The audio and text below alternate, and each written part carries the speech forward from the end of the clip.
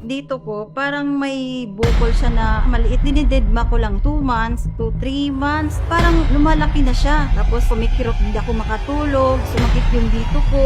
Sumakit yung dito ko.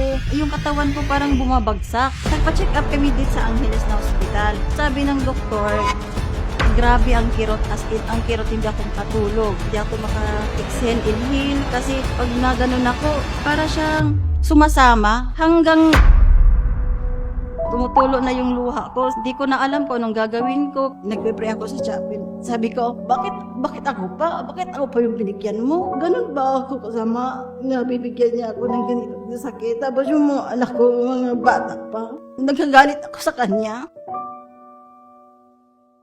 Ako nga pala si Robilyn Dilara from San Isidro, Leyte. Ako po ay 37 years old, isang business woman. Ang lifestyle ko, busy lagi. Kaya yung mga pagkain namin, mga Jollibee, McDonald's, kumakain na lang kami through drive-thru. Nag-start po siya noong May 2022. Yung dito ko, parang may bukol na maliit. Dinidedma ko lang 2 months to 3 months. Lumalaki na siya.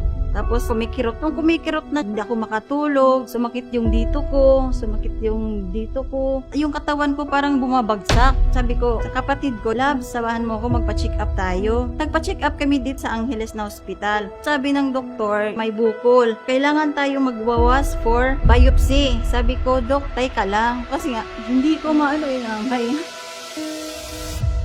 Mag-biopsy ka na lang, sabi ko. Ayaw ko. Sabi niya, sige, ikaw mag-decide. After that, tumawag ako sa mother-in-law ko doon sa Leyte. Sabi ko, ma, may biopsy, tapos may cancer. Sabi niya, umuwi ka dito. Tapos kinabukasan, umuwi ka agad kami. Pinatingnan ko yung dede ko sa kanya. Namula na pala. As in, pulang-pula na talaga. Sabi ko, anong gagawin ko, ma? Maliit pa yung mga bata. Sabi niya, huwag kang mag-take ng gamot. Tapos sabi ng doktor, tumawag na, kumusta ka na? Sabi ko, Dok, umuwi muna ako. Dito muna ako sa probinsya. Tapos itong kapatid ko, tawag na, kumusta, balik ka na dito sa Angeles para magpakemo ka na lang. Sabi ko, ayaw ko talaga. Tapos yung doktor, laging kinukulit ako. Dinedma ko na siya. Yung mama ko, sabi niya, mga herbal, mga halaman, mga dahon. Nung start na feel ako, parang nananakit na yung likod ko. 3 months, parang dinidedma ko lang siya. Sabi ko, mawawala lang to. 4 months to 5 months, malaki na siya. Nafe-feel ko, grabe ang kirot. Ang first ko na symptoms, once sasagi yung didi ko, sobrang sakit ng kirot. Ang bilis ng laki niya, ng bukol niya. Namumula na siya eh. Hanggang mga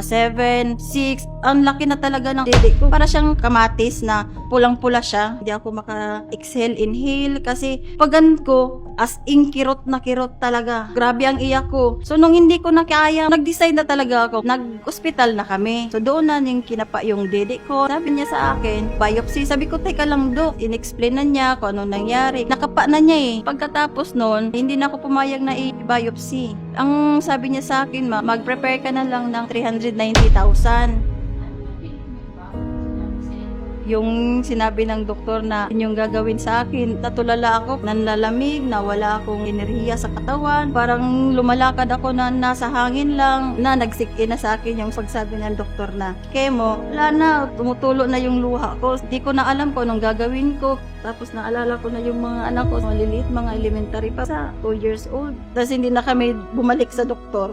Nagpe-pray ako sa chapel. Yung galit ko kay God, sabi ko, bakit ako pa? Bakit ako pa yung binigyan mo? Ganun ba ako kasama?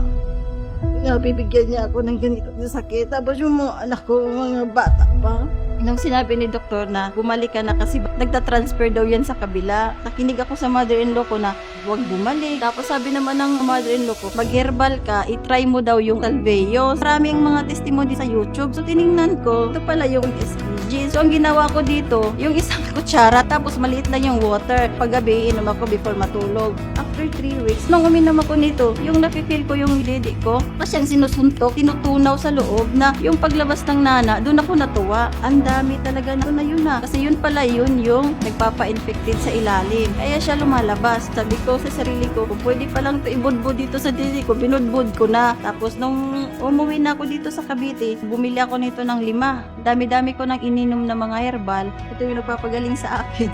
wala na siyang butas. I-heal na siya. Yung butas siya, pag nagmamark na lang siya, wala na ako naramdaman na kirot. Pa-check up ako doon sa Gentry. Walang findings. Sabi ko sa doktor, kasi dok, ito kasi yung dati. Sabi niya, alokohan yan. Noong 2023, hindi ko natitinggilan si SBG. Kasi nga, naramdaman ko talaga SBG na nakakatulong sa akin. Naging fit na yung katawan ko. Hindi na ako yung dating Robilin na may breast cancer. Ito kasi yung parang kadugtong ng buhay ko. Ako ay pre-cancer na po. Ang dahil ko dito sa Salveo Barley Grass. Ako si Robilin de Lara at ito ang aking kwentong Salveo.